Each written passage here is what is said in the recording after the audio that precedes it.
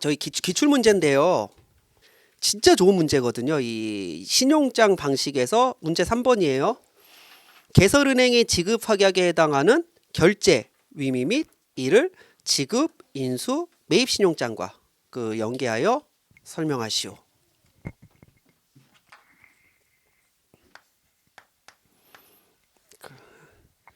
너. 신용장에서 은행이 돈을 주는 방식은 일람지급, 연지급, 인수, 매입이 있다라고 했을 때 그건 다 알아요. 요걸 합쳐서 뭐라고 합니까? 너. 그래서 이제 공식 국문본에서는 결제. 제가 알기로 저희 기출문제 나왔을 때 이게 아마 결제라고 안 나오고 지급이행인가 이런 단어를 썼던 것 같거든요. 그러니까 뭐 안어를 뭐 번역하는 방식은 많아요. 국문본이 결제이긴 하지만 뭐예요? 얼마든지 다른 용어 사용할 수 있죠.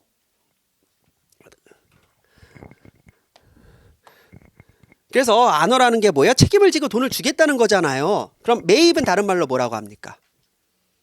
뭐야? 퍼체이스 맞죠? 퍼체이스라는 건 뭐예요? 그러니까 이것과 이것의 차이가 뭡니까? 책임을 지고 돈을 주고 이거는 뭐예요? 아무런 책임 없이 돈을 주겠다라고 해서 기본적으로 우리는 이것을 그러니까 매입은행 입장에서 매입을 해줬는데 퍼치에서 구매한 거죠. 책임을 지고 돈을 준 게 아니에요. 그러니까 개설은행한테 상환받지 못했을 때 뭐예요? 소액자 대 소구권을 행사할 수 있다라는 조건으로. 그래서 국제적으로는요. 뭐 그 나라 이제 그 언법에 따라 달라지긴 하지만 국제적으로는요. 사실 안어는 위다우 리코스가 될 수밖에 없는 거예요. 물론 이것은 그 나라 언법에 따라 달라지는 부분이지만 ICC가 원하는 그런 국제적인 방향은 뭐예요? 안어라는 건 책임을 지고 돈을 주는 것이기 때문에 위다우 리코스가 맞고 맞죠?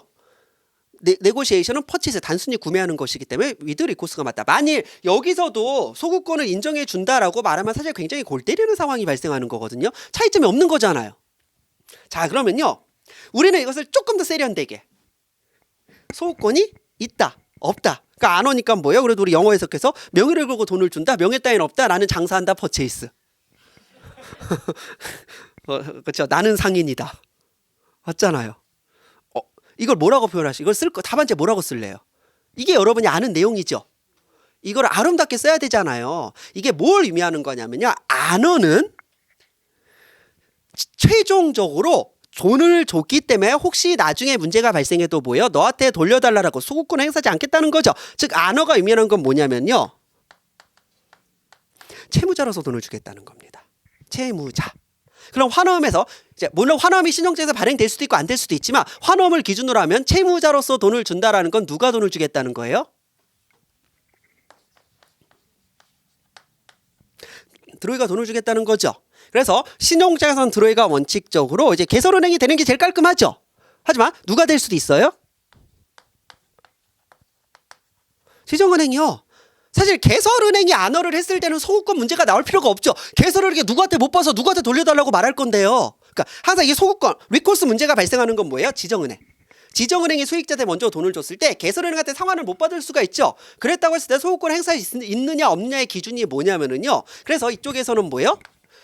드로위가 지정은행이 되니까 뭐예요? 지정은행이 드로위로서 돈을 줬다라는 건 뭐예요? 채무자로서 돈을 줬다라는 겁니다. 자, 소구권은 누가 행사하는 거예요? 자, 그럼 이쪽을 볼게요. 이쪽은 드로위가 누가 됩니까? 자, 매입 신용자는 반드시 뭐라고 했어요? 신용장에서 환엄의 지급인은 반드시 은행이어야 된다. 그렇지만 매입 방식에서는 뭐예요? 지정은행은 지급인이 될 수 없다. 드로위는 개설은행 혹은 뭐 확인은행이 있으면 확인은행, 상환은행이 있으면 상환은행. 어쨌든 지정은행이 아니어야 돼요. 왜요? 왜요? 페이가 누가 되는 거예요? 이거 지정은행 매입은행이 됩니다. 맞죠? 그래서 이 매입은행이 누구한테 돈을 준 거예요? 쓰기 귀찮아. 수익자. 쓰다가 힘들어져서 베너피셜이라고 근데 내가 왜 안 쓰는지 아세요? 생각해보니까 옛날엔 다 썼잖아요. 쓰나 안 쓰나 어차피 여러분 못 알아보는 거 똑같아요. 써도 저게 베너피셜인지 모르고요. 그러니까 되게 신기하게 이렇게 썼죠. 그러면 예를 들어 명호쌤이 진짜 판서를 잘하잖아요. 명호쌤이 이렇게 쓰면 사람들이 뭐라고 생각하냐면요. 명호쌤이 요즘 초심을 잃었어. 필기를 하다 마네.